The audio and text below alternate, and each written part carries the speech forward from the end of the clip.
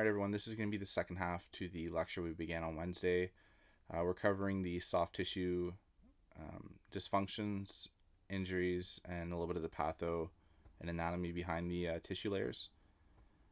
We talked quite a bit about the different layers of the epidermal and dermal layers. We're going to do a quick little recap on that again just before we get into the injury types and how we're treating those in the field. Again, if anyone has any questions regarding this content, you can just shoot me an email. I'm going to try and be online maybe this Friday for a brief session on Adobe. If there's anyone who has questions on there, I'll email you when I get this submitted as well, so I'll have all the details by then. So if you're watching this, you've probably already will have the information you'll need. So we'll get right into it. So if everyone remembers, we spoke quite a bit about the different layers of our integumentary system. Most of these cells are made up of different types of epithelial tissues. So those are, think of like sheets of tissue that are basically layered on top of each other. The topmost layer, or the outermost that covers all of our body, will be your epidermal layer, or epidermis. So when you get into medical language, you should always try to remember that there's some things that you're going to see quite often. So epi usually means outer. So it'll be like the outside covering of something. Beneath that, we have our dermis. So below the dermal, or the dermis, there's different terminologies that are used, but the ones you'll most likely hear in the medical field will be the subcutaneous layer.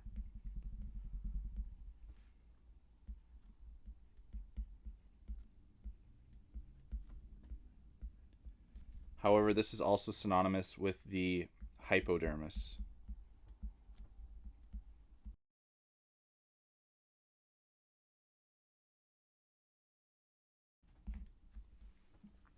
And again, you should try to think of hypo as being below or low, whatever kind of way you want to think of to tie those words together. But that's going to be another reoccurring bit of language that you'll see in healthcare. But more often than not, in the medical field, it'll be subcutaneous for when we're talking about this layer of tissue, which is in brown and is this bottom layer.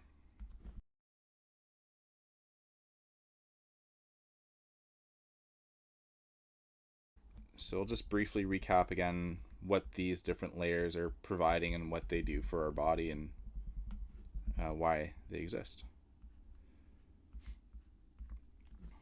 So if we remember the epidermis, or the topmost layer here in the kind of light yellow color, it's made up of 5 different layers. In a pre-hospital setting, we're not worried too much about all the different transitions between each layer. There are some attributes of each layer though that we should understand how they're working and why they're important.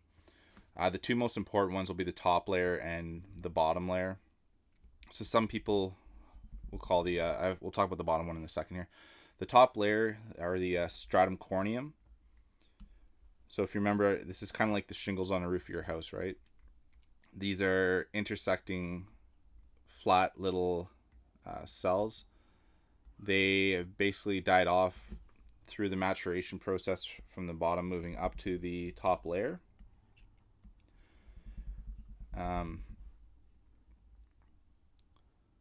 So these cells, they've lost their nucleus. They're not involved with any kind of nutrient or blood exchange. And these layers, since they kind of lay as a sheet and overlap each other, they are a good barrier for preventing things like water from leaving your body. It's a great barrier from preventing pathogens and viruses and stuff like that from entering your body readily. But unless you have something very sharp, it prevents anything from just cutting through and into the deeper layers of your skin.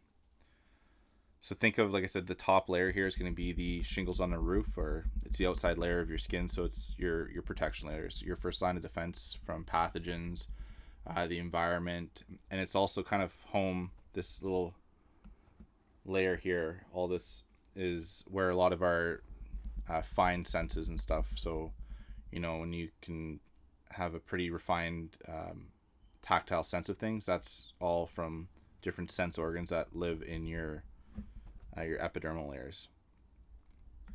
At the bottom of this continuum of the cell stages would be the stratum basale, or some people call it the basement membrane, or the base layer. So I always think of stratum basale as the base.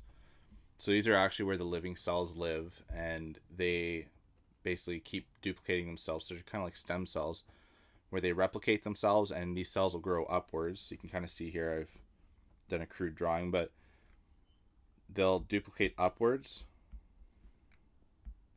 and that's all they do. These cells will just keep replicating, and as more and more of them grow in this tissue, they get kind of crowded and they'll squish down. And as they grow further away from this layer, so remember, this is where all of our blood supply is. As they grow further away from this layer, they lose the ability to transfer nutrients, transfer oxygen, get rid of their carbon dioxide back to the blood flow. So they'll slowly die off, and eventually you're just non-living cells once they get to the surface. So those are the two main, I'd say, important parts to know about the epidermal layers. And it's probably it'll provide some context to why in the pre-hospital setting we want to try and make sure that we protect these layers and we are clean and aseptic when we're doing our interventions, if we're doing any kind of needle pokes or IV starts. So beneath the epidermal layer, we can see here in the purple again, that's our dermis. And as I mentioned here when we were talking about the basement membrane, it's where all of our blood supply, our extracellular matrix, there's a lot of collagen, different kinds of cartilage and stuff that are kind of in this area. And these are all put together by cells that are called fibroblasts. So these cells are basically, they kind of look like little starfish almost. They're long, kind of oblong shaped cells, and their job is solely to produce collagen and different proteins, and that all kind of stays in this matrix here. And so the dermis layer, or the dermal layer, is actually broken up into two different sections. The papillary layer, which is kind of this top part of the dermis, and it's comprised of more loosely organized collagen. It's basically a good matrix, so when you think of matrix, just think of it as a mixture of different cell types, proteins, saccharide chains, so food for your cells. So it's just like a soup basically of different things that provide some cushioning. They provide, like I said, nutrients for the cells above it, and it also allows the exchange of heat and fluids, so you can get some thermal regulation through this top part of the layer. As we go deeper in, though, we have the reticular layer. So this would be that part of the dermal layer that's more of like the bungee cords and your tie-down straps, where it's, you got proteins and different types of collagen fibers that all run in a same direction. So you'll kind of have things like this that go in different directions. And that kind of allows the tissues to shift a little bit underneath without completely falling apart. In this layer too, this purple kind of section, there's also a lot of our immune system cells live in this area. So we got macrophages, lymphocytes, mast cells, and they kind of just hang around in between the cells here. They live in the soupy jelly or whatever you want to call it, and they'll wait for pathogens or any kind of other invasive, whether it be like cancer-like cells, like foreign bodies. So if it's something that's come in on a needle poke or something like that, they basically just hang out there and they wait for signals from the other tissues to say, oh, there's something wrong, and they'll actually migrate through this dermal layers to where they need to go, whether it be back into the bloodstream and circulate to the body, or to an actual site or an insult to the body where they have to perform their job. I'll also mention in the dermis or dermal layers, this is where a lot of our accessory organs that are within the integumentary system kind of live. So a lot of nerve endings, deep pressure corpuscles are called, but they're basically little sacs that when they're squeezed, they kind of give you the, like when you push on your skin, you can kind of feel deep pressure. That's what those cells are for. So they're not really used for any kind of fine sensory use. That's, like I said, blood vessels obviously are pretty heavily populated in this area.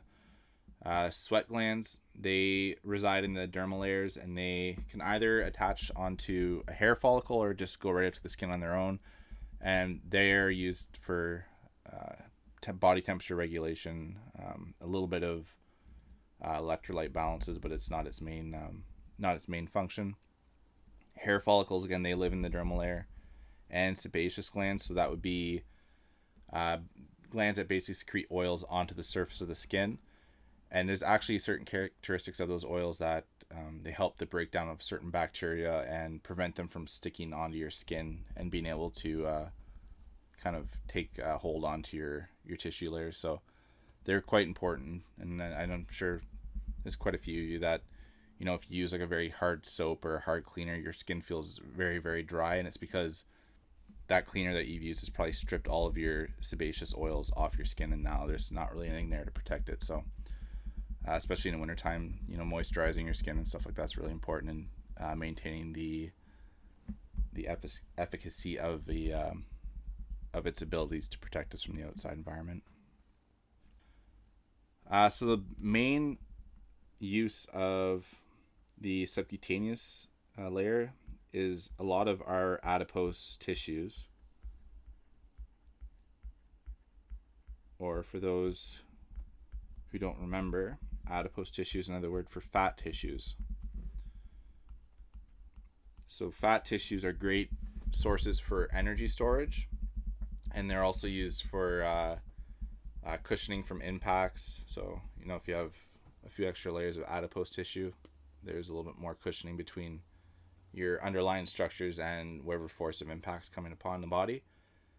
And they're also really good for heat regulation.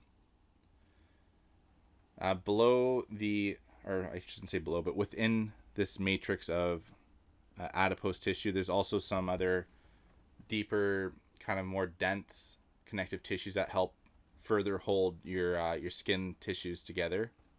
It's very fibrous, so when you think of moving like your upper layers, your skin, it moves pretty freely, right? But trying to pull your skin apart, that's basically protected by your deep fascia, and that's kind of what keeps all of your skin sheets together from the bottom up. It's really, really tough. Like, I don't know if anyone's ever skinned a deer or had to take skin off like a chicken or like that, but the bottom layer between like the actual muscles and then the tissue, it's almost got like a slippery, kind of a shiny texture to it, and that would be like the deep fascia. So it's kind of what separates the skin from like muscle layers or the underlying structures. So it's it's kind of like that barrier that protects the skin from, not protects it from the muscles, but it's what creates that envelope. So we finished off with compartment syndrome. If you guys are looking at the slides, it would have been slide 40. And we're going to be going into the assessment of soft tissue injuries. So one thing we need to remember that's really important with soft tissue injuries and dealing with anything with the integumentary system is that they're very overt and obvious injuries, right? So we spoke a little bit about this in Unit 1 with distracting injuries. So the one thing we need to remember, especially when you get into skills eventually, is although these injuries they can appear pretty gruesome and very distracting at sometimes, we don't want to have it kind of put our horse blinders on and get tunnel vision right into looking at that, because there could be obviously other uh, more profound injuries that are underlying that maybe we're going to miss if we just focus on these soft tissue injuries. So although they can be very kind of shocking, and you know it could be a lot of blood at times, we also want to kind of keep our head on our shoulders and make sure that we're not missing other important things that could be going on with this patient.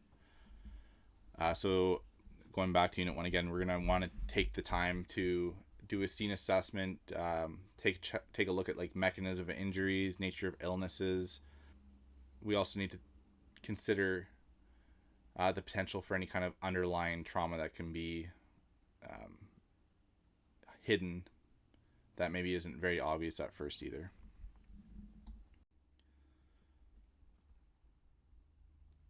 So some of the safety things when we're looking at dealing with soft tissue problems or scene assessments when we're dealing with soft tissue injuries is we want to do a better color for everyone here. So we want to look at safety for at vehicle collisions.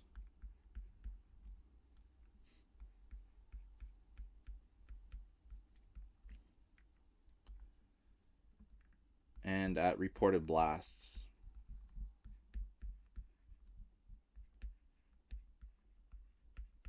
Now this is normally where I would ask you why we think these are high risk areas that maybe we need to be a little more thorough with our assessment, but I'll obviously can't do that right now with everyone watching the video. So when we're dealing with vehicle collisions, we're obviously going to be on the roadway usually.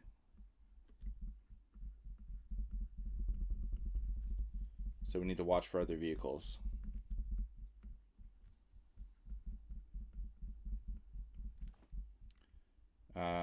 We could also have unstable, damaged vehicles.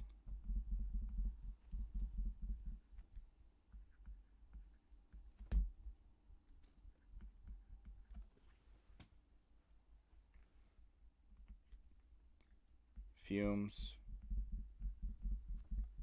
gas, other liquids.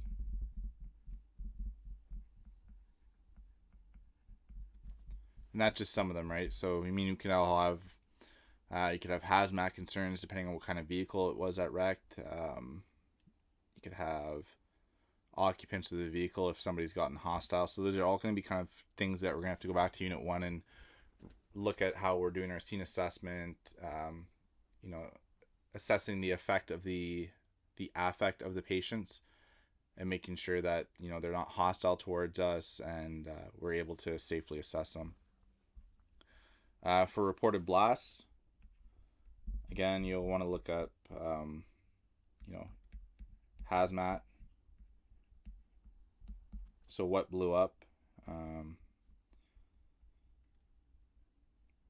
Is there potential for further explosions?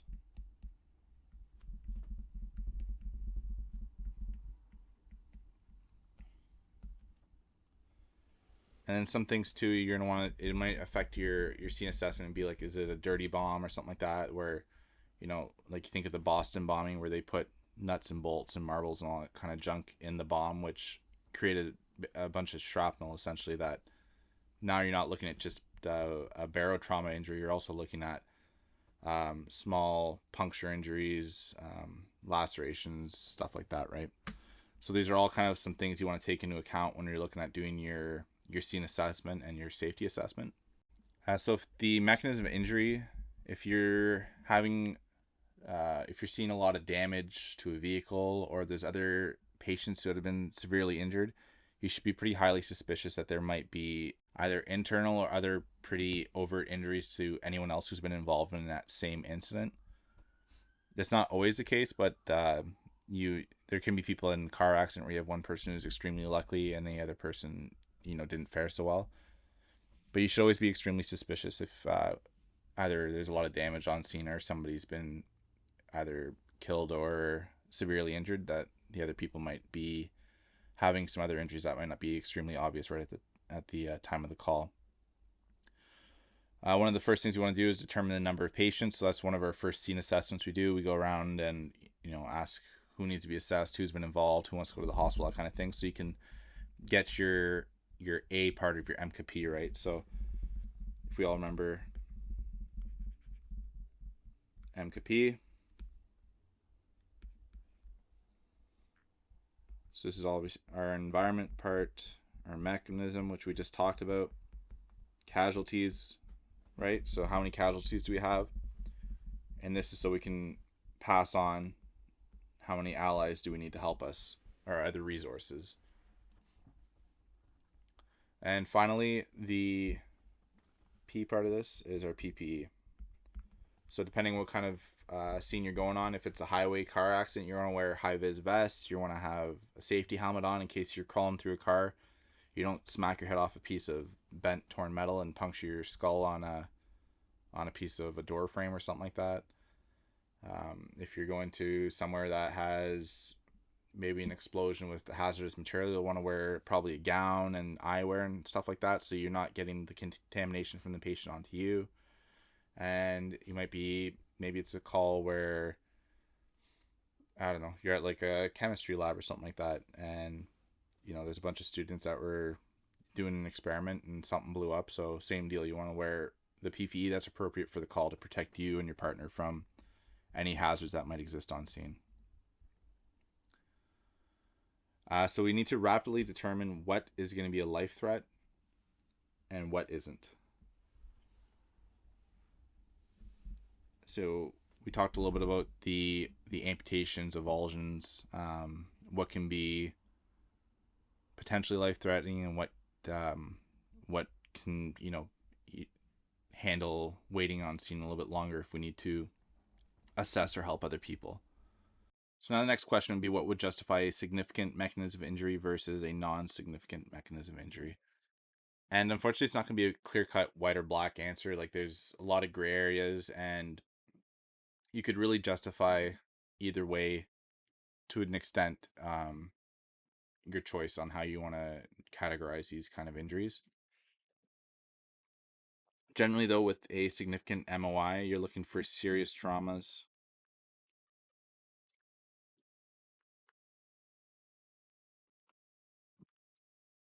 They might be altered.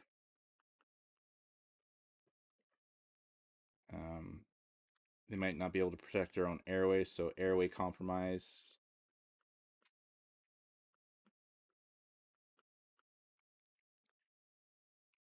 Breathing could be compromised.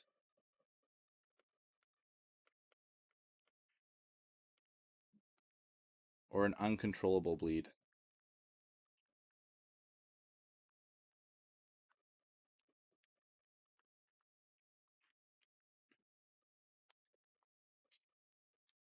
So these kind of patients, we're going to want to do a rapid head to toe.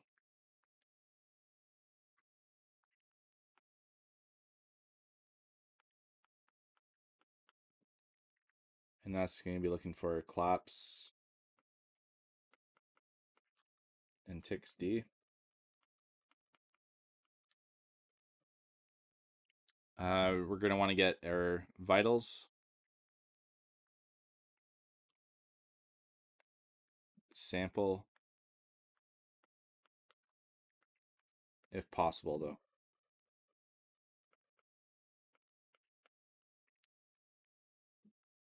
And then you're likely going to want to try and get this patient out of here as quickly as you can.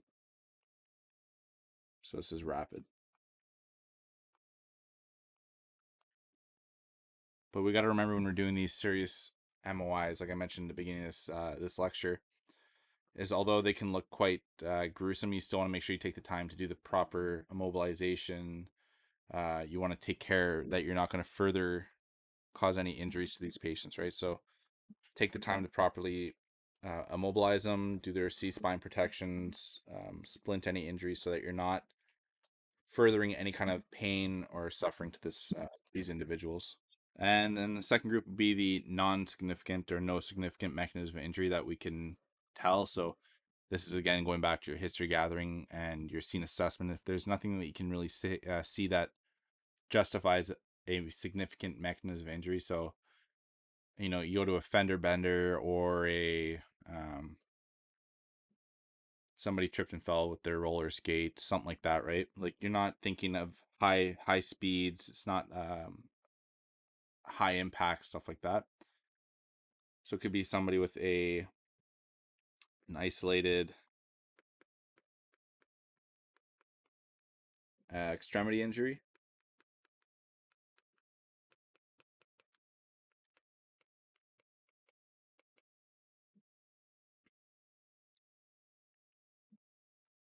I would say I'll put the asterisk so where circulation, sensory, and motor function. So circulation, sense, and motor is not compromised.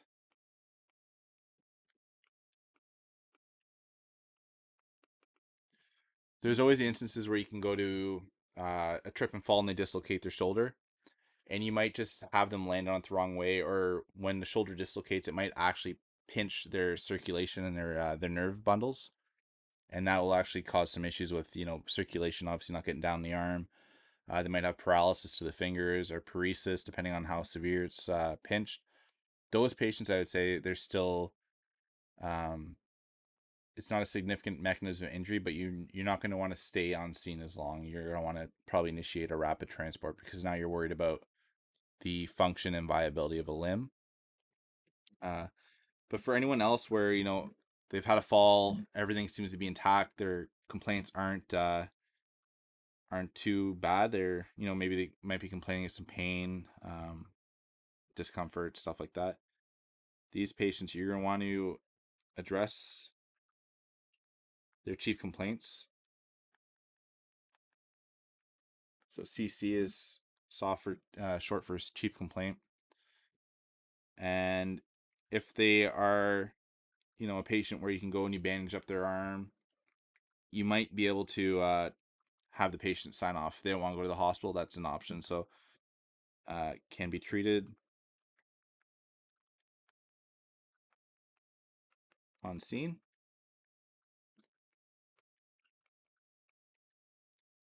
However, come on. Some may choose to sign off and not go with you.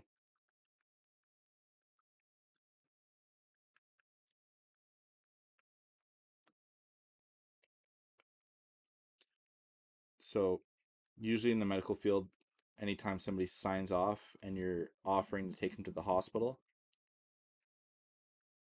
we call that AMA. So in the pre-hospital setting, unfortunately, we're not able to diagnose and give anyone definitive answers or diagnoses on anything. Like we said in chapter 1 or unit 1, we're always kind of working on trying to narrow down our differentials to create a more specified care plan and approach to our care that we're providing. But we can't ever really say yes 100% this is exactly what it is. So we call anyone who's signing off against the offering of going to the hospital to get seen by a doctor is AMA, or that's against medical advice. So as paramedics, we don't really have the ability to definitively say there's nothing wrong. I mean, we'll go to a lot of times some minor injuries and stuff, and you're not really suspicious of anything going on, so you'll be more comfortable signing them off. But ultimately, at the end of the day, it's always up to the patients. They have to understand the risks of anything that could be going on that we can't assess. So as long as they're aware of that and we make sure that they understand any possible risks, there's no issues with signing these patients off.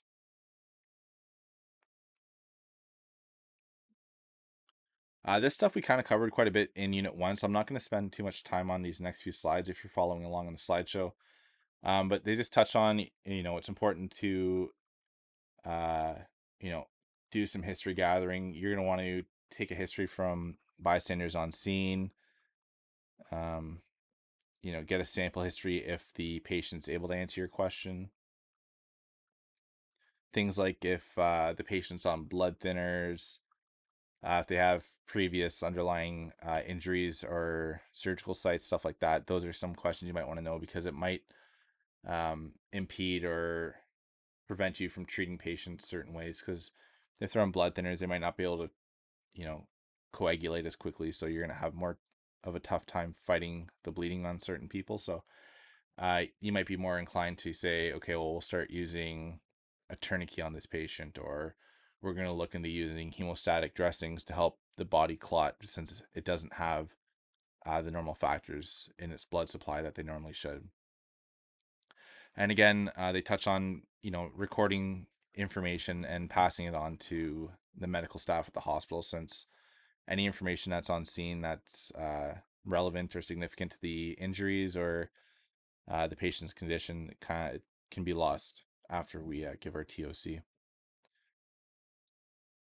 So detailed physical examination, we talked about this with our patient assessment chapter. If you have an opportunity when you're en route to the hospital, try to complete a more thorough examination. That'd be like your secondary or focused assessment. You want to, depending on the types of injuries, you might want to try and examine every portion of the body again to make sure you didn't miss anything. But if it's a very isolated traumatic injury, you can try to focus your assessment more um, on that affected limb or body part. You might want to take that time as well to look at any kind of internal injuries that maybe aren't overtly obvious on external examination. And again, there's mentioning here anyone who's in critical condition, we don't want to ever delay that transport time. As part of our ongoing assessment, this kind of goes inside with our vital sign discussion that we've had about taking vital signs every so often. But frequent reassessment of the patient who's suffered a traumatic injury, it helps you assess, is your dressings working appropriately at closing an injury, or is bleeding being controlled? Has your splinting successfully reduced the pain or alleviated the pain the patient was feeling? We have certain things like Sager splints, which help pull on legs when we have a femur fracture, and we need to reassess the tension that's being pulled on these extremities. So they're it's more of an involved assessment because it's not like you can just set your monitor to check the vitals every 5 or 10 minutes. You actually have to physically assess these patients. So reassessment of a stable patient should be at most every 30 minutes. And reassessment of a critical patient or unstable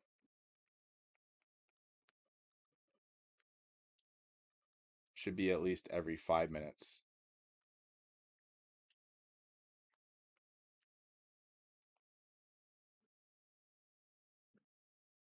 And that'll be part of the BLS. I believe it's on page 10 or 11.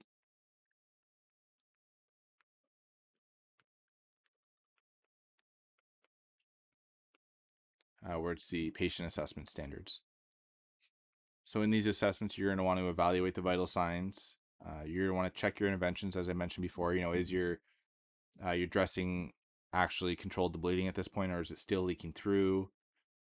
You want to go back and speak to the patient, see how the interventions, if it's helped or deteriorated the patient, and then document all your findings. That's to go without saying.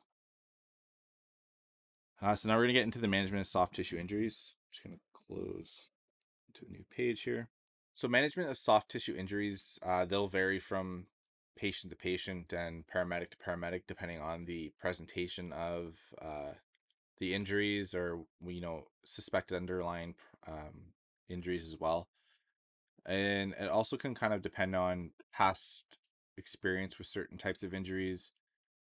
Some paramedics are really good at applying slings and swaths, whereas some can apply a pack dressing effectively and do hemostatics and tourniquets with no problem. It's everyone's got varying levels of comfort with dealing with soft tissue injuries, and just the nature of these injuries, they're usually quite varied in how they look and how you want to approach dressing them. So there's not going to be a hard fast rule on, yes, this is for, I'll say for the most part, there's not going to be a hard fast rule on a right or wrong way to dress. It's just as long as you're able to achieve the goal and follow the certain criterias that are required to properly do those dressings, and you'll usually not have any issues with what you've applied to a patient. So another thing we should mention too, when you look at a lot of these overt, kind of very gruesome injuries, is there's an emotional or kind of a psychiatric half of these injuries too that we have to try to remember to address. It can be kind of hard. Like I said, when we get to these calls, you don't want to immediately just focus on the injury itself. You don't want to ignore it, but there's also, with that amputated arm or that degloved hand, there's like a rest of a person tied to it as well. So we want to make sure that we're able to have that conversation with the patient, tell them what we're doing, walk them through what we're going to do to try and help them, why we're doing this, because some of these interventions we're going to be doing are not comfortable and they can actually cause more pain to the patient, but it's all in the interest of stopping bleeding, saving tissue, saving limbs, or at the end of the day, saving your life if it's that drastic. So being able to have a good understanding of what you're doing and why you're doing it, and then pass that on to the patient as you're doing it, it'll hopefully instill a little bit of comfort and reassurance with them. And at least if it's causing more pain, they'll be able to appreciate or understand why you're doing what you're doing to them. So we want to make sure we're attending to the clinical issues. So the big ones we want to do are control bleeding. We want to irrigate wounds, immobilization,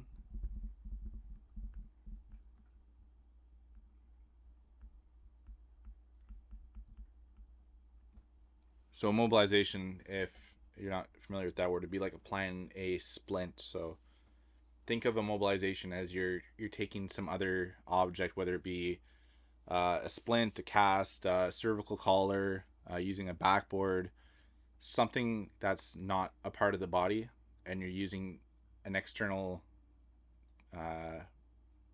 piece of equipment to stop that injured site or stop that limb from moving. So you're mobilizing it. And as with everything else, we want to make sure we document what we did.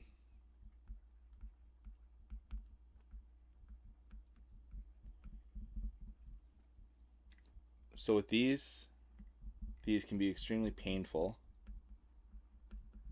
to the patient when we apply this kind of care. Oh.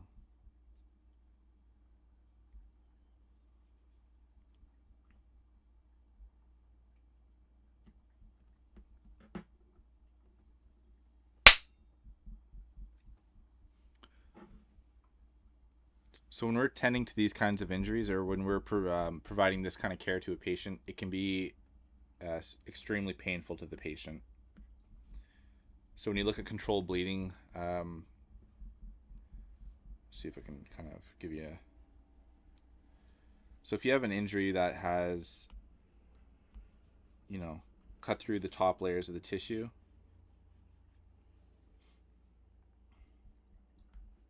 and we're down into the dermal layers,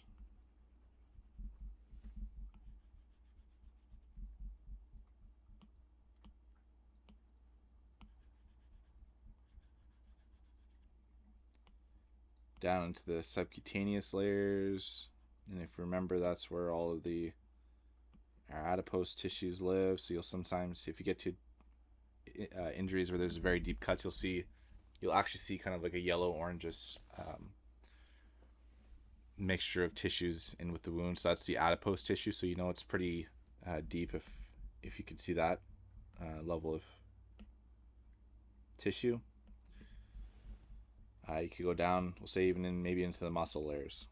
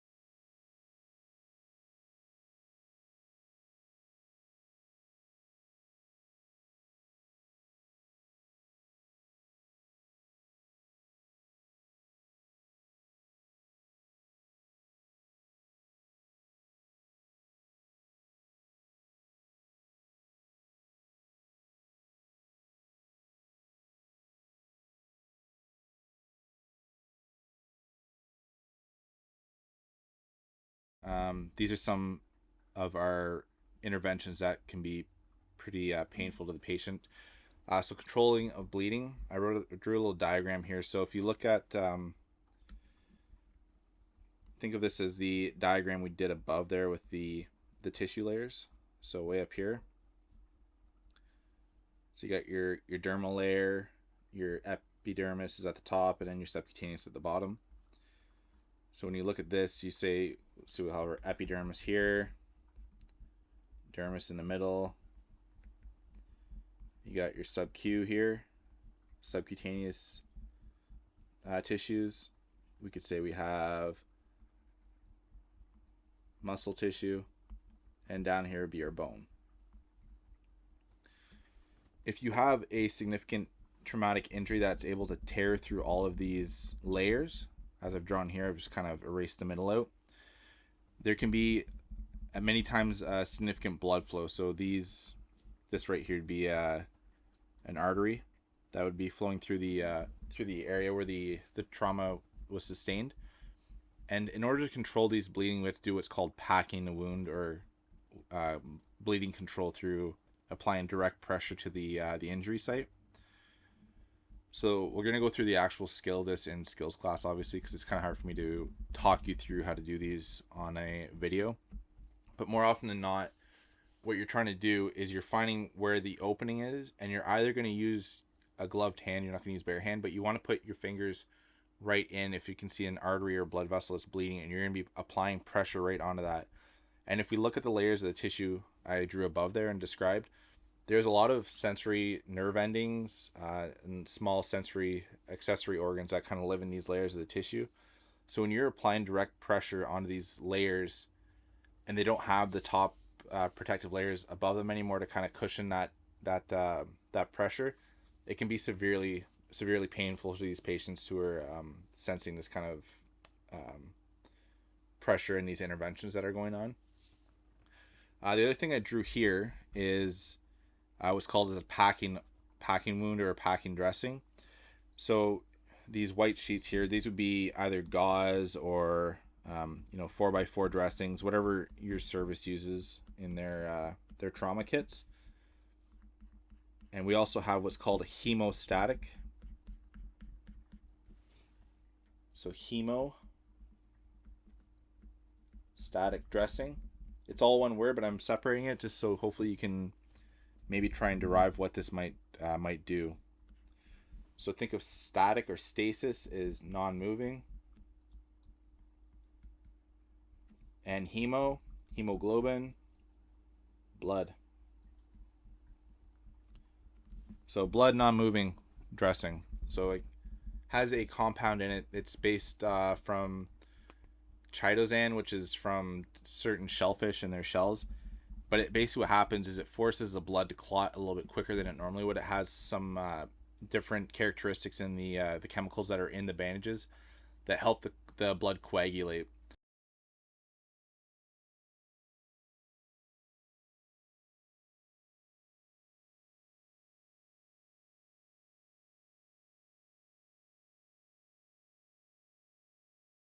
So there can still be underlying medications that the patient takes, or they can have other medical problems that maybe kind of don't allow hemostatic dressings to work as quickly or as well as they normally would on a healthy individual.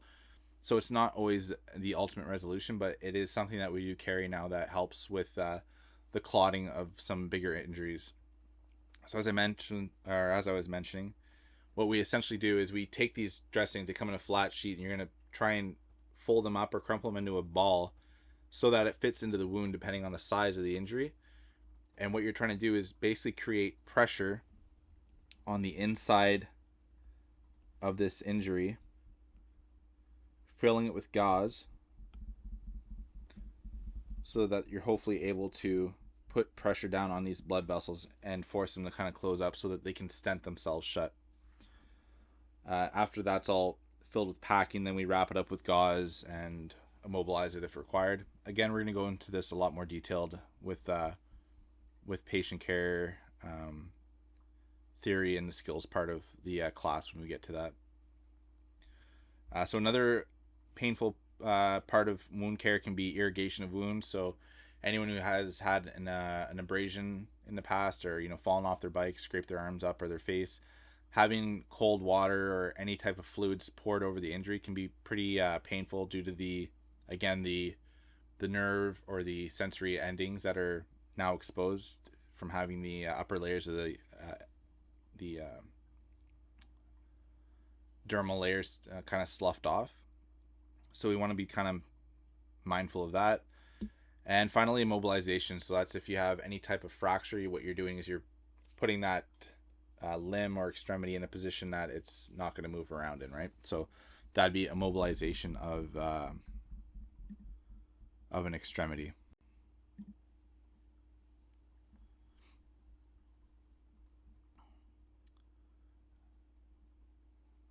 So when we're looking at the soft tissue injury standards in the BLS, they have a few different kind of headings or categories, or I don't even want to call them. They have directions based on different types of injuries, essentially. So if you find the soft tissue injury standard in the BLS, it'll start off by saying situations that involve a patient with soft tissue injuries, the paramedic shall. So number one, as we mentioned before, you want to consider any kind of underlying injuries when you're looking at a superficial wound. So you got to think of deep structures such as nerves, vessels, bones. I'd go as far as even to say think of other organs, so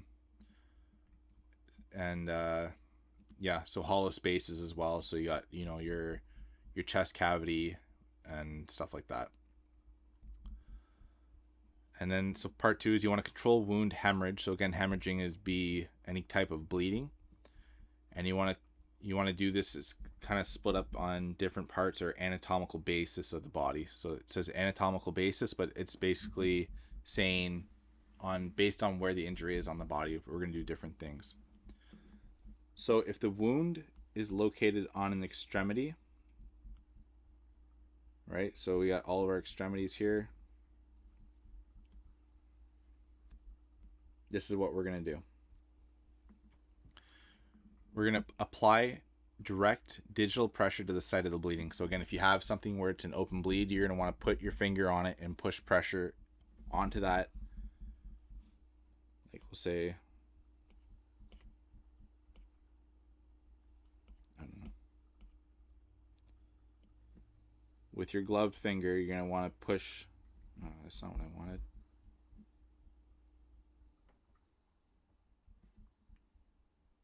You know, with a gloved finger, you're going to basically go in there and try to put pressure right on that injury site to see if you can kind of close off that bleed. It says after that, you're going to apply a tourniquet. So the tourniquet, if we're looking at any kind of bleeding, we're going to apply, if we have a bleed that's happening here, our tourniquet always has to go above it, right?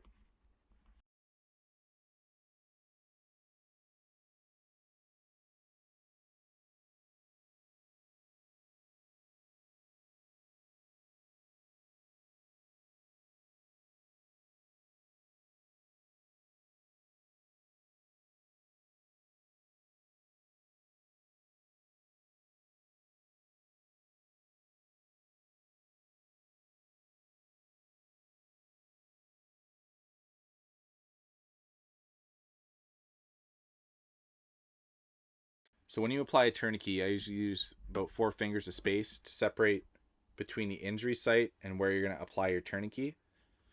And the goal with applying a tourniquet is you want to obviously stop the bleeding, but you want to keep the tourniquet far enough away from the injury that it's not going to pull on the tissues and cause further damage.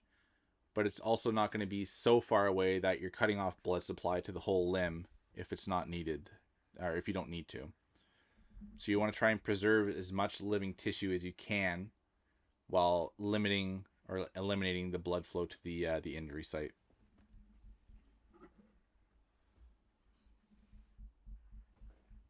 And it says, so if the tourniquet fails to stop the bleeding completely, or if it cannot be used for any reason, then we're going to try to apply a second tourniquet to the same site, slightly above it. Or, so we can do and or here, we're going to pack the wound with the dressings. So this would be this up here that I was discussing. So it says you're going to pack the wound with hemostatic dressings if they're available or appropriate. Or you can use standard gauze if they're not able to take hemostatic dressings. And what we're going to do is you're going to pack that wound full of that gauze or the dressings that you have available, and you're going to apply pressure and then dress it to maintain pressure with a pressure dressing. And again, we're going to go through the actual hands-on part of that skill in class.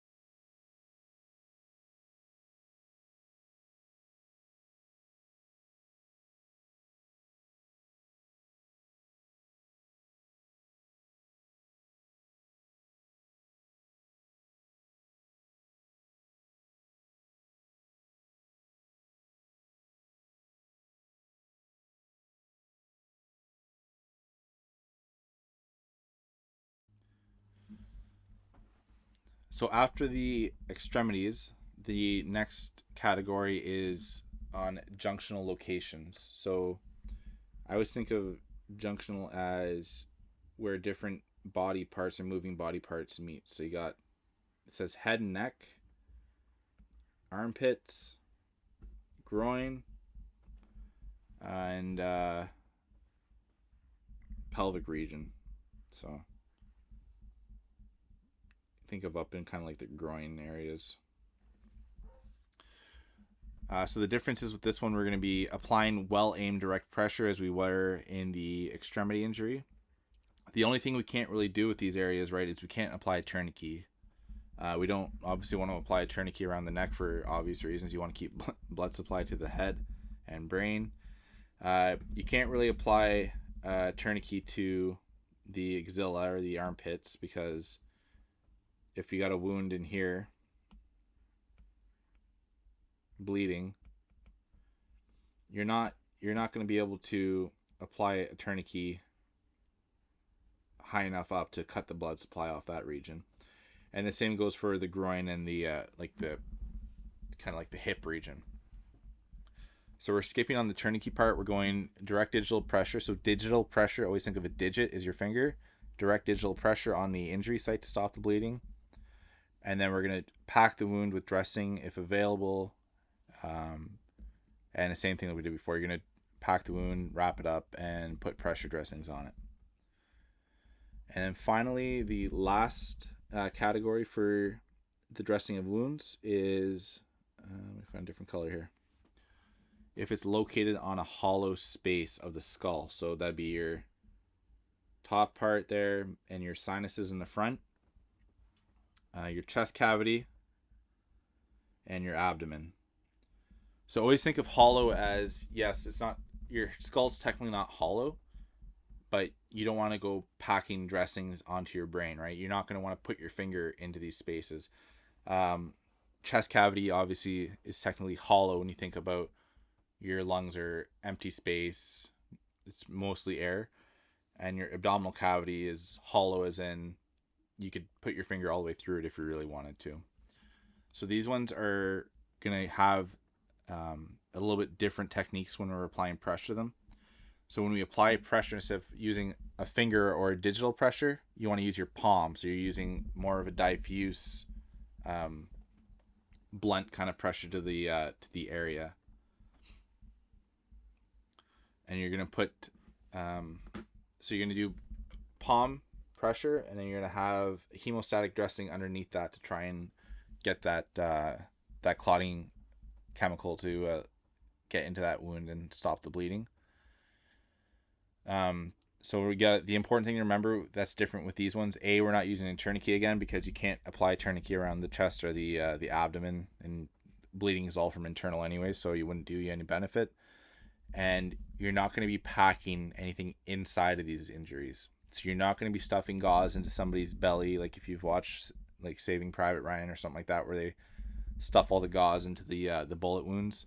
We're not doing that kind of stuff. So it's all external pressure and hemostatic dressings to kind of start that clotting mechanism, hopefully. Again, it reiterates part C, number 3. Don't insert your fingers into the hollow spaces of the skull, chest, or abdomen. That should go without saying, I hope. So the application of these directives, the hope is that it's going to help us to be able to expose and visualize where the bleeding is actually coming from. Whereas the old traditional way of doing wound care is we would just, keep wrapping it up, add layers of wrapping until it stopped bleeding through. So what we're hoping to do now is we're doing a more direct wound treatment, right? So we're going to try to expose and irrigate, clean the injury site. You want to see where the bleeding is coming from. So again, this process can be extremely painful for the patient. So you just want to tell them, I need to see where the bleeding is coming from. I need to try and control it, but I can't do that if I can't see what I'm treating. So you want to clear away the blood, debris, and try to make it as clean as you can to visualize what you're looking for. And when you're applying pressure, it says this right in the BLS, you want to be quite aggressive with applying the pressure, right? It's not going to be a gentle, like, oh, I'll hold this and it'll stop the bleeding. So when you're doing this type of wound control or bleeding control, I should say, there is a high likelihood that you're going to maybe destroy more tissues or cause more pain as a result of applying this pressure and with your packing. So it's not uncommon for, like I said, the patient to be in severe pain from this, and it might cause further damage to some of the tissue layers, but the goal is to control that bleeding directly as best as we can. It also mentions applying pressure as accurately, directly, and firmly as possible with a small surface area as possible. So again, just when you're looking at extremities, not with the hollow organs, you want to try and go 1 or 2 digits, right? So you're applying it with focusing your pressure on as small as areas you can, not squeezing off the whole arm. I mentioned use of a tourniquet. Tourniquets work best when they're placed over large muscle masses. So you're looking at thighs, upper arms, muscles. And you want to avoid putting them on joints. So you don't want to go on the knee or at the elbow of the patient, wrist. It also mentions twin long bones such as radial ulna, so your lower arms here, because these bones will actually kind of move alongside each other under your tissue layers. So you'll have to apply likely a lot more pressure to prevent it from bleeding further.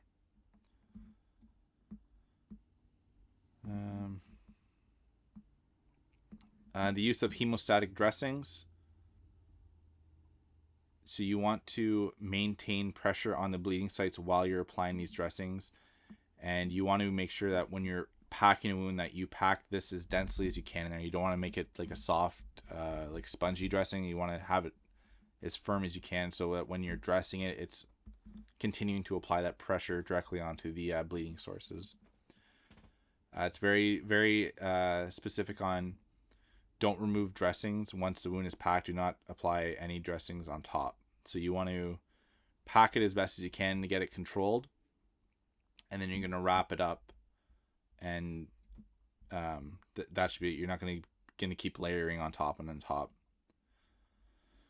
Again, it reiterates you want to remove large surface contaminants, leave embedded objects in place. So if you have pieces of glass that are deeply embedded into the tissues, don't try and pull those out. But if it's loosely distributed along the surface of the wound area, you can take those off.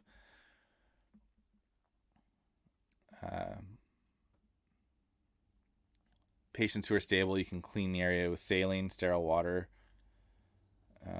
You want to manually stabilize any impaled objects. So we're going to talk about that in skills class, how to properly keep something that's impaled in the skin from moving around. You want to cover protruding organs or tissues with non-adhesive material. So we have special dressings in our truck, but certain areas might have different things. But you want to think of moist, sterile dressings. You can use a plastic wrapping of some of our dressings come with plastic wraps, so you can use that to basically think of like a large abdominal cavity trauma or something like that. You want to have something that's not going to start to dry and stick to the underlying structures or organs if you apply it. Dress and bandage open wounds prior to splinting, so it should be obvious. So you're not going to want to splint an arm in position before you've dressed if it's a wound that has like a bone sticking out. You want to take care of the wound and then splint it afterwards. If you're taking care of hands, you want to take care of them each independently. You don't want to have them all dressed together, again, because if there's injuries to multiple fingers, they're going to start coagulating together and they'll have to separate them at the hospital. So dress each one independently, and then you can dress them all together as a mitt after they're separated.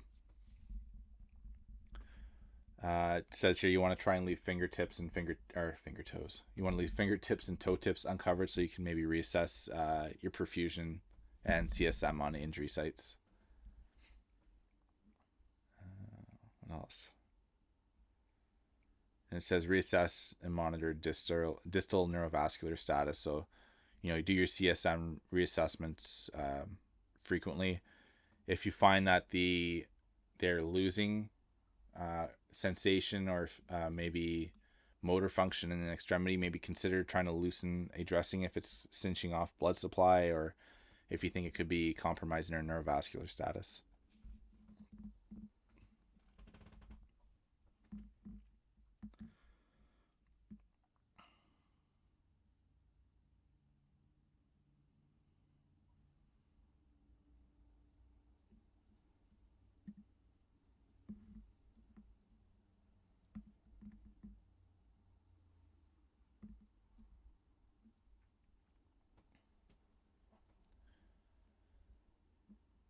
So in the general trauma standard, this would be it's separate from your soft tissue. So this is more of a vague overview of any traumas. So situations involving a patient with traumatic injury, oh my God. So in the general trauma standard, it says situations involving a patient with traumatic injury, the paramedic shall, if indicated by the severity of the patient injury or mechanism of injury, advise the patient to remain still. So that's your first scene assessment and your instinct to kind of maybe tell the patient not to move their head because you're trying to protect their C-spine. Step 2 is perform SMR. So when indicated, so there's an actual directive separated in the BLS. It's called the spinal mobilization. Oh my god.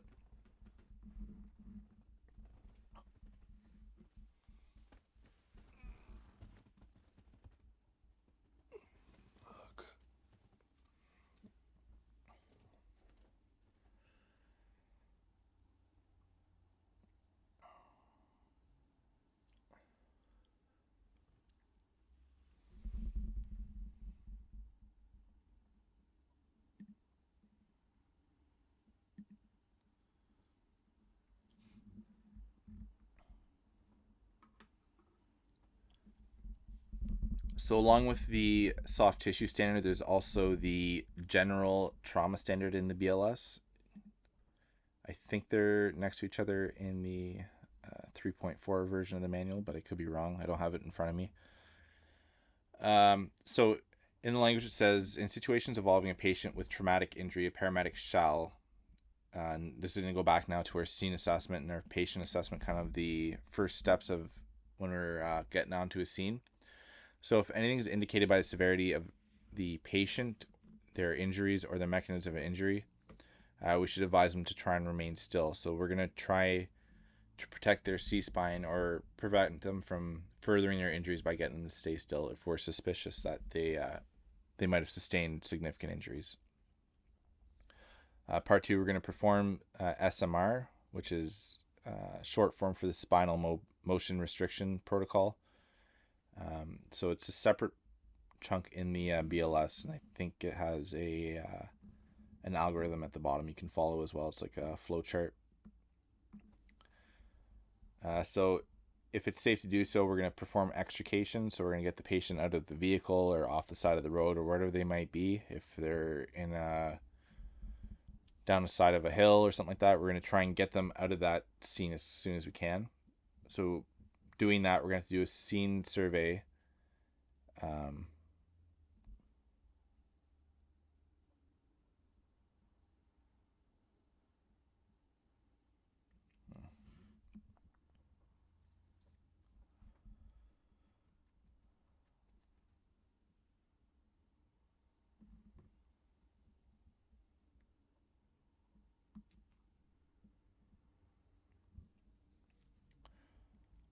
So another thing you guys are all going to have to go over is the general trauma standard. It is separate from the soft tissue injury standard in the BLS, and it basically walks you through the step-by-step process of approaching a scene where there's suspected traumatic injuries or a mechanism of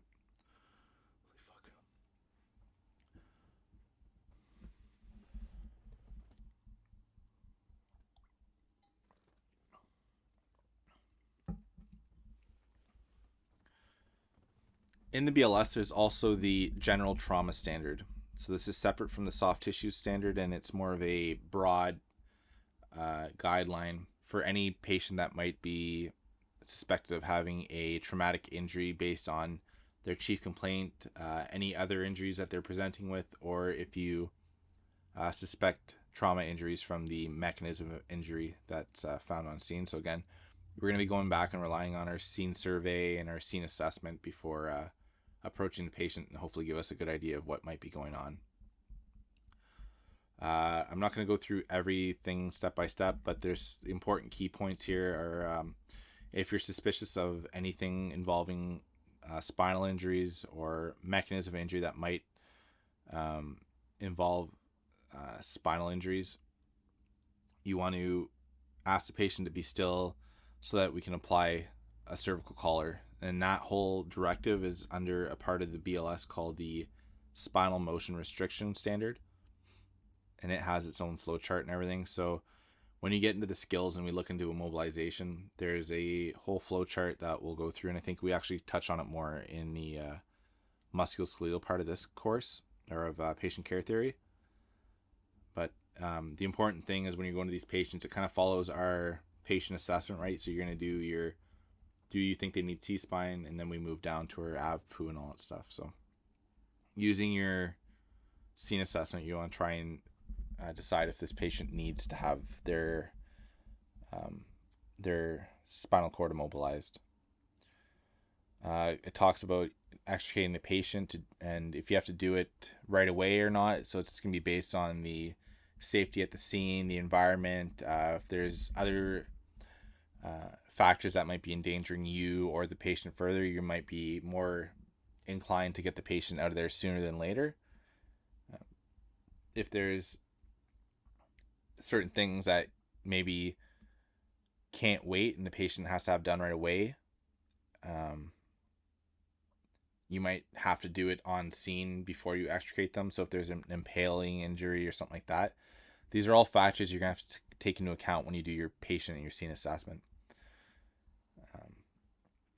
But, a lot of things like starting of IVs, certain splint immobilization, and there's some care that you realistically can't do on the side of a highway, or you can't do it in the back seat of a car with a patient sitting upright. So there's some things that might push you towards getting the patient out sooner than later instead of trying to immobilize things while you're in the back of the truck or wherever the heck the patient's found.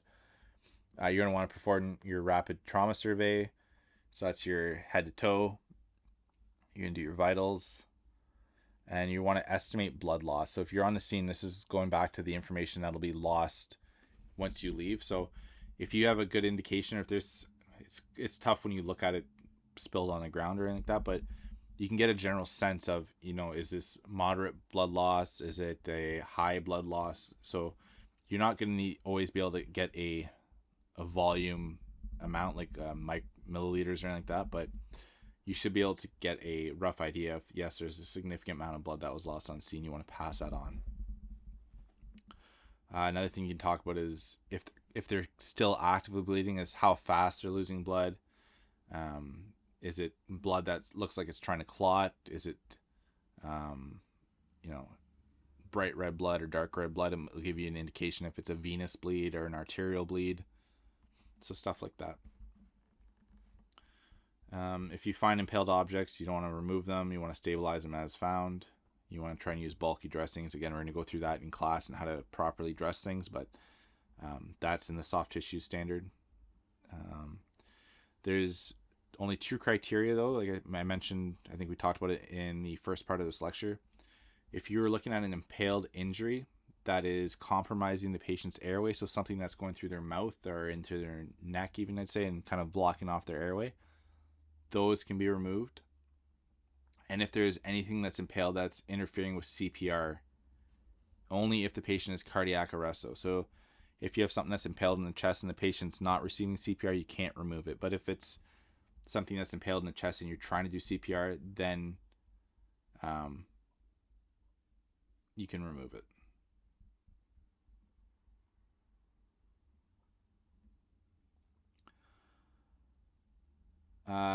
If the impaled object doesn't fit through the ambulance, I can't remember what show it was from, but there was a scene where a piece of rebar had fallen from a roof and gone through the guy's abdomen, and he was walking around with it sticking out through him. See if you can find a way to shorten the object. If it's a piece of rebar, it's kind of tough without moving the patient too much.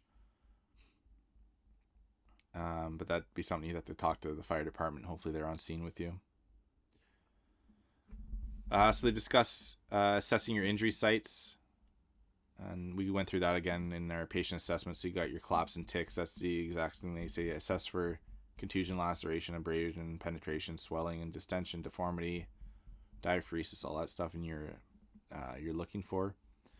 And you're going to feel for, palpate for tenderness, instability, crepitus, swelling, your subcutaneous emphysema, and deformities.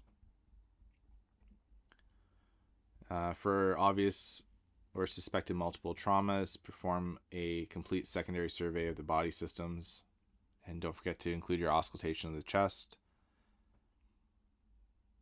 And if the history, mechanism of injury, and scene observations indicate an isolated injury, assess at a minimum the injury site and the body system involved,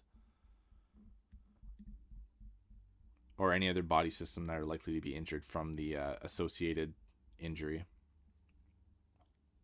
And another good thing to do is remove clothing or jewelry that might be restrict the injury site afterwards. So, a big thing to remember is like rings and stuff like that when you're looking at hand injuries. If somebody's dealing with a head or neck injury, try to get their necklaces off before you put a collar on, because that can get pinched up in there.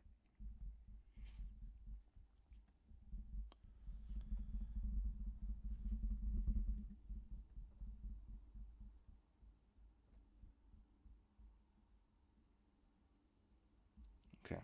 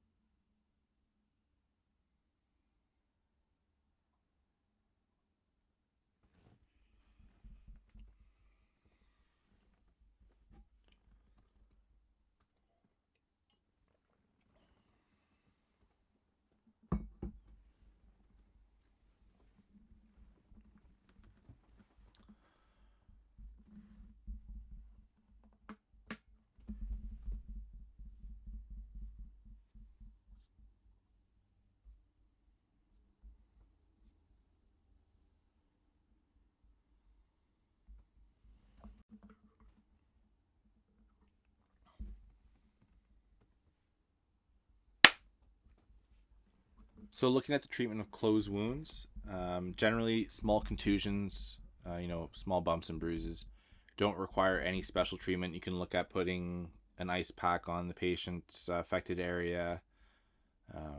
They might get Tylenol and Advil once we get into our pain management directives, but generally they don't really require too much of an extensive care plan from our end. Things that are an extensive injury, though, you might have to intervene with certain applications of skills or dressings and splinting to help minimize bleeding and swelling. So the thing to remember that just because an injury is closed doesn't mean that there isn't any active bleeding that could be going on underlying the epidermal tissues, right? So there's a mnemonic they use in your in the slideshow. It's called PRICED. So the P stands for protect an injured extremity by applying a splint. So you're going to try and immobilize it from getting further injured. You want to rest the injured area, so you're going to obviously splint and rest it. The big thing is applying ice and cold packs. So it's going to help prevent further swelling. It's going to help reduce a little bit of the pain sensation. Compression, if it's a swollen injury and soft tissues are starting to swell, you can wrap it up with some pressure. That'll help limit the amount of swelling, and it'll help limit the amount of pain to the affected tissues. If the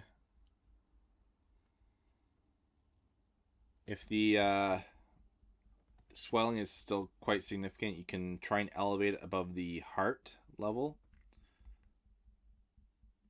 to help hopefully control it. Let me just get my pen here. And then finally, administration of analgesic drugs. So D for drugs is the PRICED.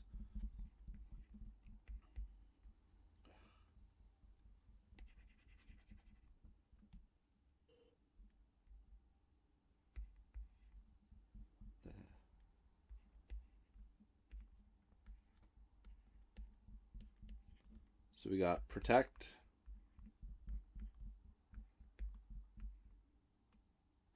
this is horrible,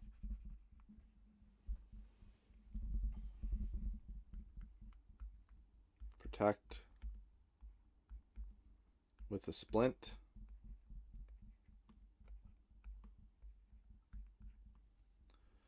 we want to rest. This should be somewhat familiar if anyone's, well, everyone should have done their first aid, but so think of like rice. So same idea. So rest, ice, compress, elevate. So ice / cold,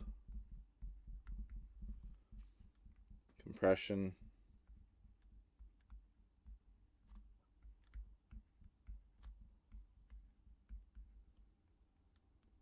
elevation.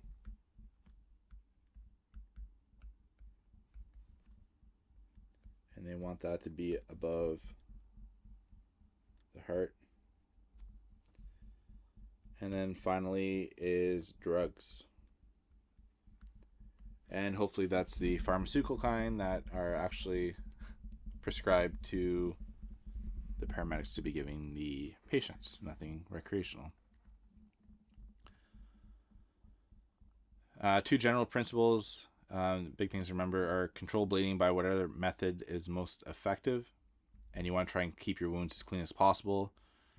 Determine the magnitude of the injury. As I mentioned a little earlier there, if you have bleeding that's present, and I'm sure you guys are going through this in anatomy and physiology, but if you have blood that's bright red, this is typically arterial blood. And now everyone kind of looks at blood through their skin and they say, oh yeah, well, veins are blue, so the blood is blue, right? You'll actually find it's more of a venous bleeding actually comes out more of just like a dark red. So always think of bright red is oxygen saturated, dark red is venous. So arterial is O2 rich, and venous blood is O2 poor. 99% of the time. We talked a little bit about a few situations where that might not be the case. So some things we can look at are the color of the blood, the amount of blood lost, the site of the origin. Again, knowing what kind of blood you're looking at might help you determine where the bleeding is coming from.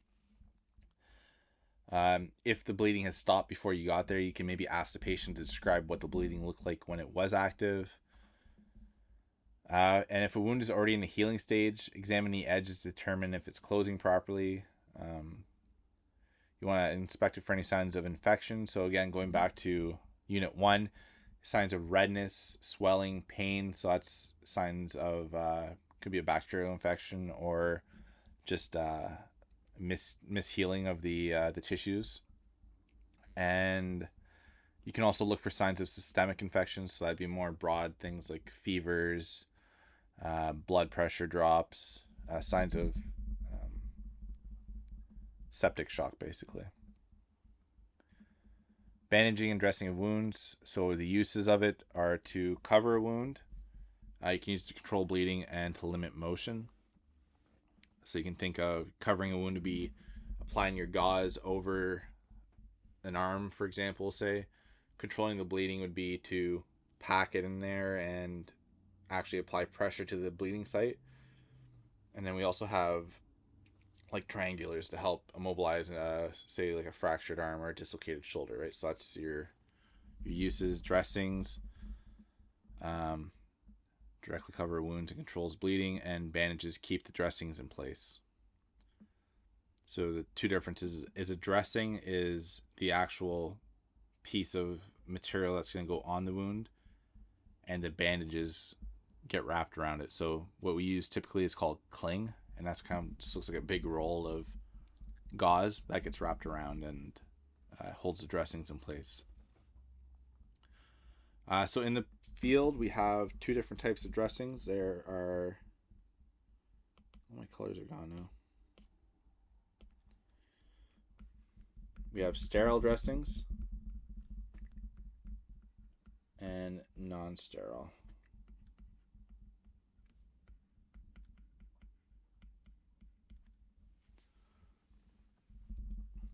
So they are sterile, are pathogen free.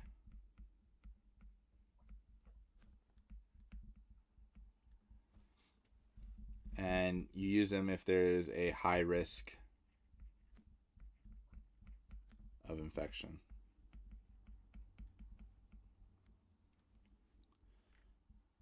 Conversely, non-sterile would be low risk of infection.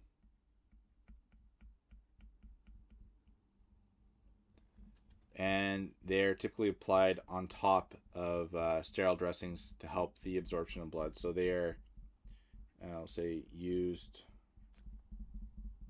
alongside.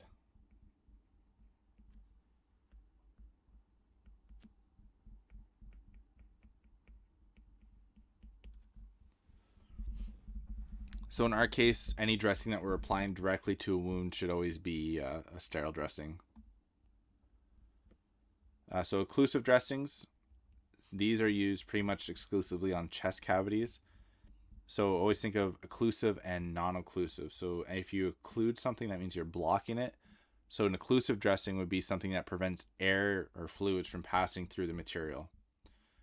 So like I mentioned, any injuries to the neck or throat. So you're going to want to basically have, we talked a little bit about sucking chest wounds and flail segments in chapter 1, but if you have a hole in the chest or the neck area and your patient's trying to breathe, the air is going to try and go through the passage of least resistance, right? So if it's in the chest, it's going to try and go directly through the hole in your chest and into the chest cavity instead of going in through your mouth, down the throat, and then into your smaller airway structures. So using a occlusive dressing and taping that or sealing it to the injury, that actually prevents that aperture, that avenue for the air to flow through from being available for air to pass. So you're effectively trying to keep that pressure gradient the same by blocking that hole. The majority of our dressings in a truck, though, so all of our bandages, all that kind of stuff, they are non-occlusive, which means air can pass through them. So that you'll either have a specific dressing. So some places it's called an Asherman chest seal. So it kind of looks like a giant disc, basically. And in the middle of it, it's like the end of a balloon. So it looks like a whoopee cushion almost. And basically the purpose of this is you put this on a chest seal, or on a chest injury, on a puncture wound, and it's going to seal it off. And since this valve here is like the end of a balloon, if air tries to go into it, it essentially seals shut. But if air is trying to escape out from the lungs, it's allowed to pass through this hole and escape. So it creates a one-way valve for any kind of chest traumas and prevents the development of a pneumothorax. So adherent and non-adhering dressing. So think of these as when you have an open injury and you don't want your bandages to actually stick to the injury as it heals. So they'll have a certain type of chemical or a coating on it that prevents it from the blood actually saturating into it and drying into it. So I don't know if anyone's ever had the Band-Aid where you got like the Dollarama Band-Aids where it has like that fuzzy material on the inside where the injury is supposed to be under, and your scab and everything grows into it and you have to pull the Band-Aid off and your whole scab comes off. That would be because that was a adherent dressing instead of a non-adherent dressing. So it says here, adherent dressings allow exudate from the wound to mesh with the dressing material. So this helps facilitate clotting and aids in bleeding control, but removal of these are obviously painful and they'll precipitate more bleeding. Whereas non-adhering dressings, they allow products of the wound repair to pass through the material. They're easy to remove, but they don't really help much with clotting because you're basically just relying on the blood clotting to itself instead of having the materials to clot to. They are traditionally applied after a wound has been closed.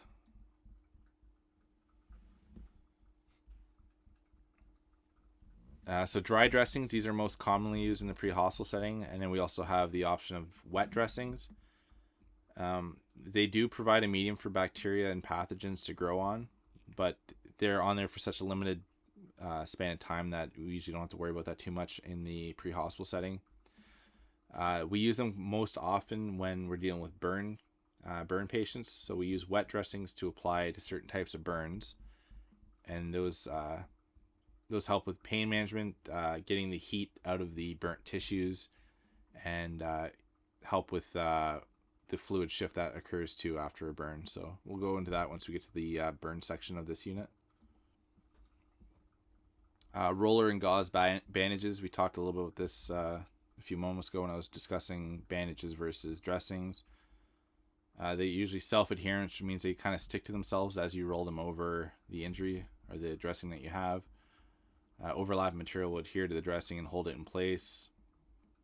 Again, so this says roller bandages are ideal for wrapping extremity injuries. Gauze bandages are used for holding dressings in place, and they don't stretch too much.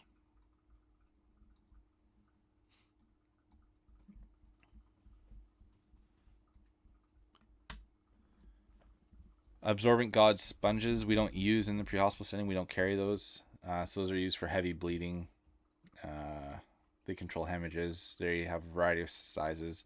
You'll see them usually in hospital. If you go to any kind of wound dressing, they kind of look like pantyhose or like an old sock, really, like a long sock, and you can use it to kind of keep stuffing them into these wounds for packing. Elastic bandages, again, we don't really use. Think of like your tensor bandages or compression stockings, that kind of stuff. Triangulars we use quite often, so those can be used as cravats or slings. They're made of cotton. They come with safety pins. They don't stretch. Hopefully, it would be kind of horrible if you had a slinged up arm and it stretched out of place. And it says it can be used as a tourniquet, but we should be using our tourniquets as tourniquets. Tape, we have a couple types of tape that we use in ambulances. They are used to secure dressings. You can use them to tape occlusive dressings onto chest cavities or chest injuries. But you just got to be careful when you're using them on some patients with skin conditions. It can provoke allergic reactions if they have sensitivities.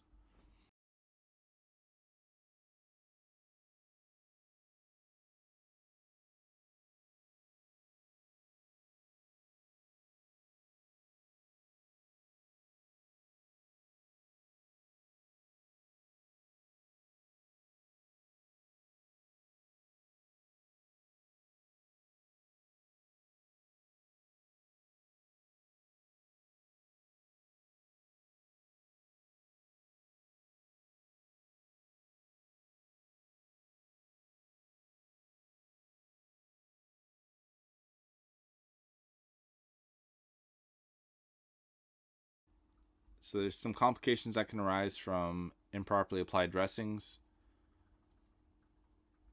So you can cause further contamination if you don't do it properly. So you want to make sure that you're irrigating your wounds with sterile water or saline. We don't apply ointments, so we're going to skip that. We're going to apply a dressing over the site, clean the blood away from the dressing site, and you want to neatly wrap the bandage over the dressing.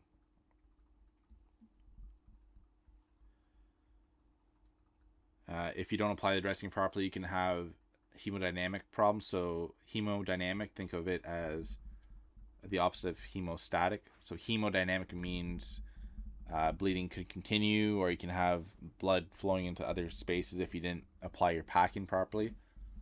So you could have possibility of continued bleeding. Once the dressing is in place, you shouldn't remove it, and it would due to the risk of disrupting the clot formations.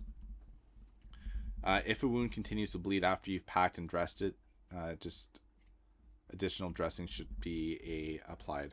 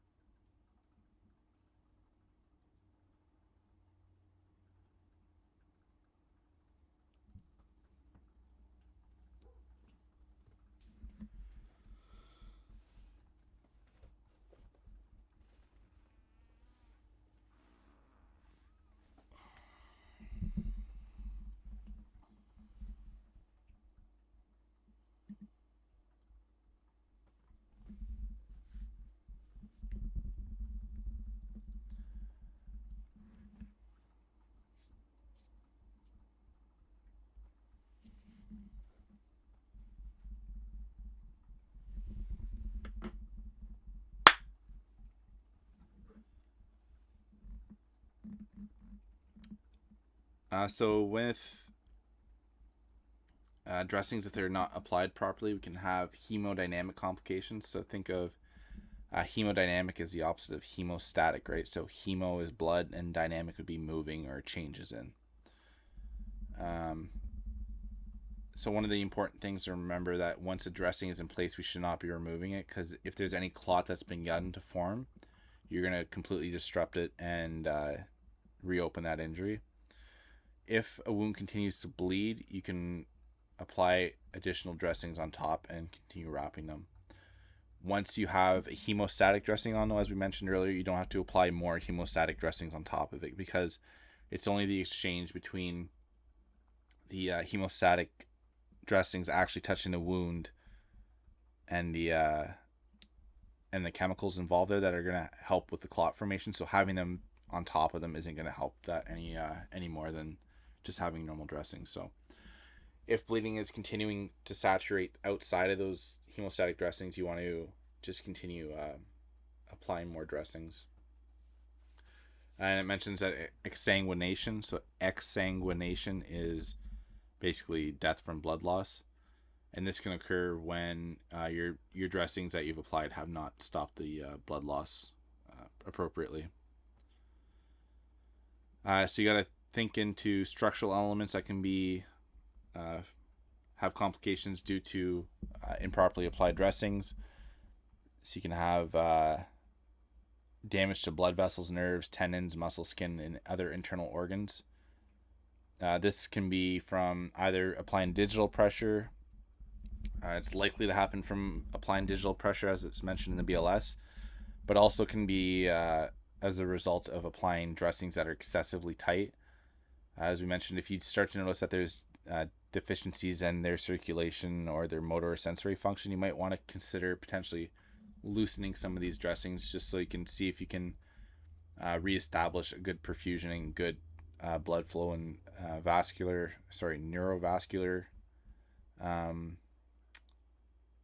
supply to the extremity without provoking the bleeding again.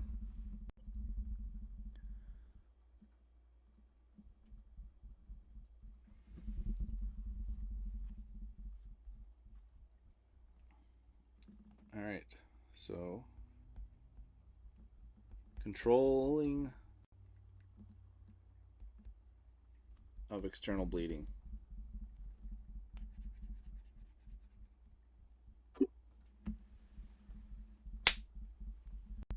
All right, so control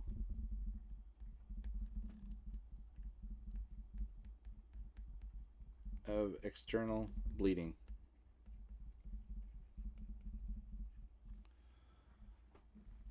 So this is basically bleeding that you can see coming out of a wound readily, right? So think you have whatever it might be, and you notice they got a cut there, and it's a poor red. Let's do this one. You got blood actively pooling out of it. So that's your external bleeding. So going back to our different vessels that feed our body with blood. I'll just do this one in blue so we all know what we're talking about here.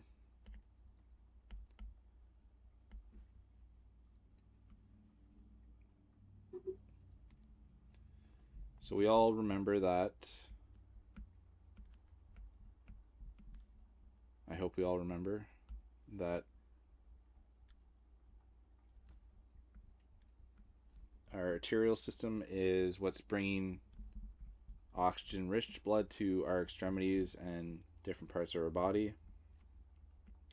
And our venous system is what returns oxygen-poor blood back to our heart.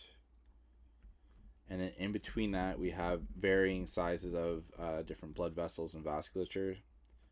So you got arteries, arterioles, and eventually it breaks down into our capillary beds, which is what's found in our tissues and organs. And that's what facilitates the exchange of nutrients and oxygen, gases, and all that good stuff. So when we're looking at any type of an external bleed, so it's a bleed that can be seen from the outside of the body, we need to, or should be able to, try and establish what type of bleed this is that's or what type of vasculature has been compromised that's causing this bleed. And there's a few things we can look at that help us determine what vasculature might be compromised. So if we remember, or if we went through it, I think you guys have done the cardiovascular system in A&P, but remember that the artery system, or the arterial side of it, this is getting oxygen-rich blood from our heart, right? So I always think of, since it's coming directly from the heart, it's going to have a high pressure.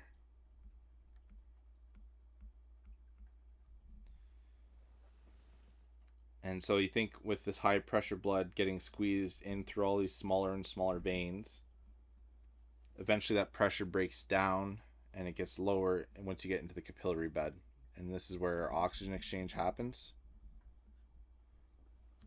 And once it leaves and gets back into the venous circulation, the blood has essentially lost all of its pressure from the heart, right? And it relies solely on breathing is a big one. So having our chest cavity fill and empty with air squeezes our vena cava, which helps push blood back into the heart.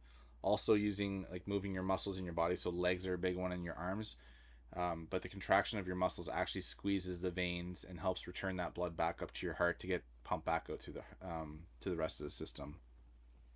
So you always think of the venous side of your blood supply is its low pressure.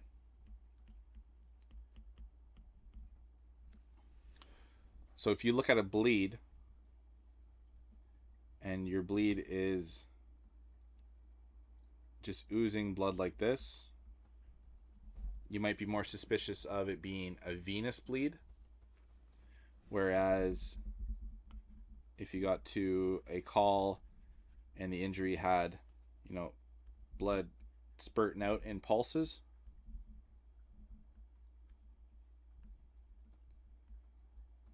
then you'd be more suspicious of it being an arterial bleed, because if you think of every squeeze of the heart, it's going to increase the pressure on that injury site, and it's going to cause blood to want to shoot out of it. Again, as I mentioned earlier, arterial blood is typically brighter in color, whereas venous blood is dark in color due to it being oxygen poor. And then when you look at capillary bleeding, it's typically not a large amount of blood, because this vasculature is pretty small, and they have a lot of mechanisms behind them that can allow them to shunt off and close themselves. So the likelihood of them being able to not control their bleeding is not as profound or as obvious, or it doesn't happen as often as you would see with the larger arteries and veins. So here you have an example. On the left side would be a capillary bleed, it'd be from like a fingertip, or think of like extremity tissues. The central one at the knee, that would be a venous bleed. You can see it's just kind of oozing down the leg. And then finally, the right side has the arterial bleeding coming from the wrist, and you can see how it's spurting out. So direct pressure is going to be your best tool to prevent blood loss from damaged vessels. So you can use a sterile dressing if you have it. If not, you can use your gloved hand directly to control the bleeding until you can get the dressings there to do it. But you're going to want to use a sterile dressing when you're packing the wound or applying your dressings, because, again, this is going to be something that's direct contact with the inside tissues of the body.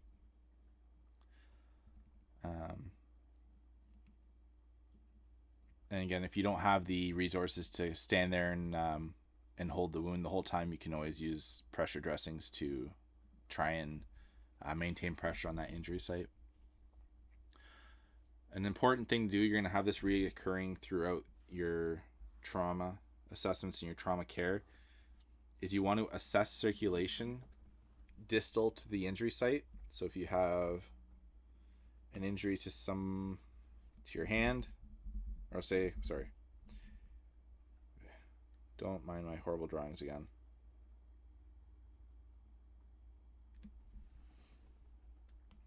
So if you have an injury site here, at the wrist, we'll say, and you've packed it up and, you know, applied your dressings and your bandages, and you're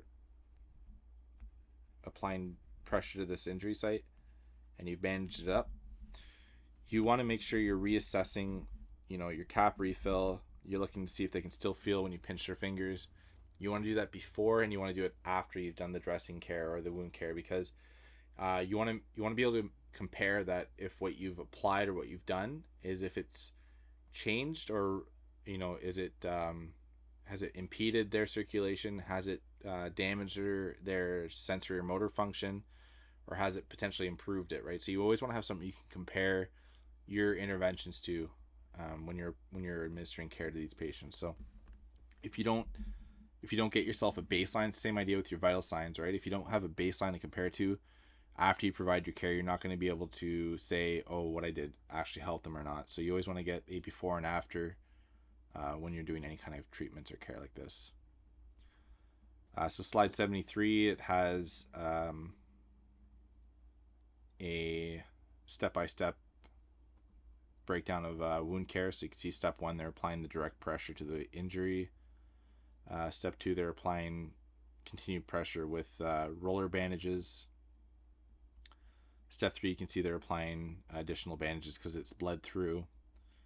And then step 4, we don't really do, but this would be your occlusive dressings, basically, right?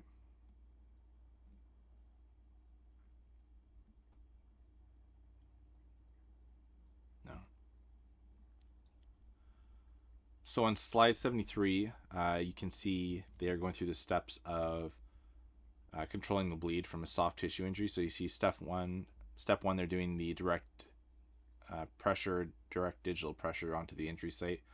So they've hopefully already cleaned this off and found where the bleeding is coming from. They might have also assessed to see what kind of bleeding it is, if it's arterial or venous. Hopefully they've done that assessment. Step 2, you can see they're using a roller cling or bandaging to dress the wound and keep that dressing in place. Step 3, they're showing that the bleeding has continued to proceed through their initial dressing, so now they're applying another layer to help hopefully apply a little bit more pressure. Step 4, you won't see, we don't use these, I don't think, anywhere in Ontario, but this is basically a splint, but it's like a giant tube that they fill up with air, so it's like an air splint, they call it. We don't use those here. We use just your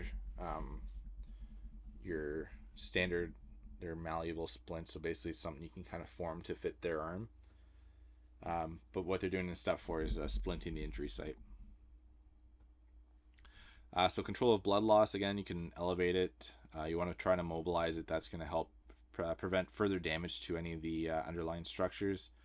Hemostatic dressings we talked about, that has the chemicals on it to help encourage clotting of the blood at the site. And tourniquets, it says here they're rarely necessary. They are hazardous because they basically are cutting off blood circulation to that whole limb, and they should only be used as a last resort.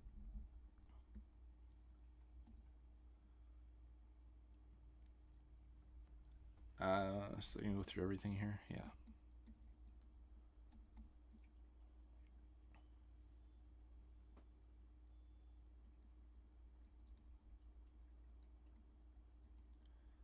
So elevation helps prevent venous bleeding from an extremity, because if you're holding it up, it's going to basically keep the blood from returning back to that limb.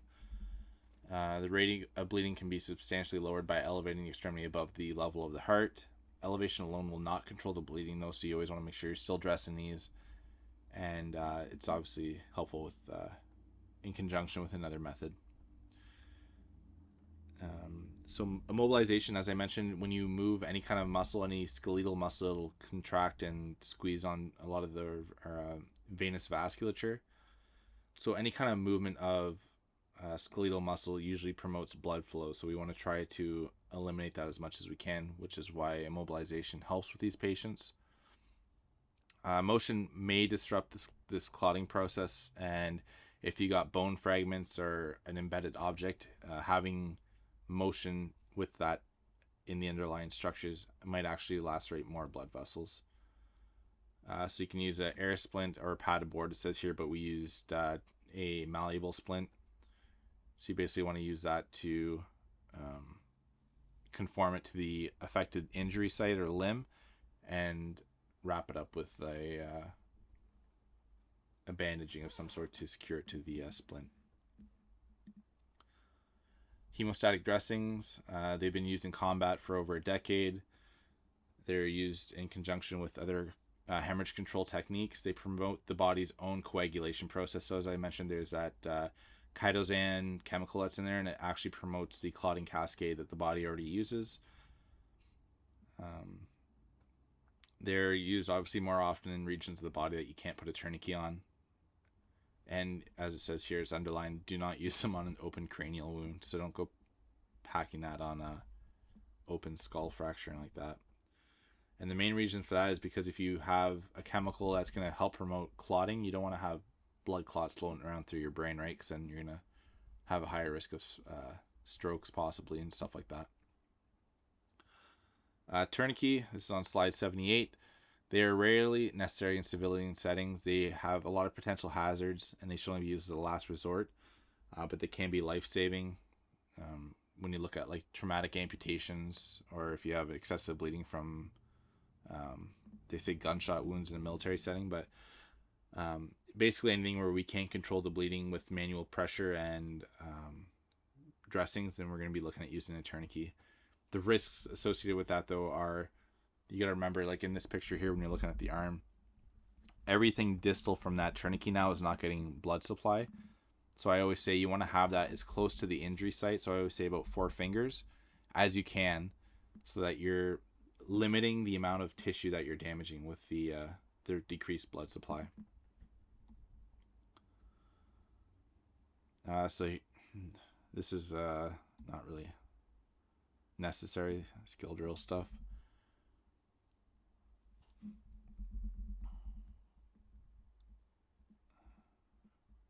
Okay, so I'm going to end this part of the lecture here.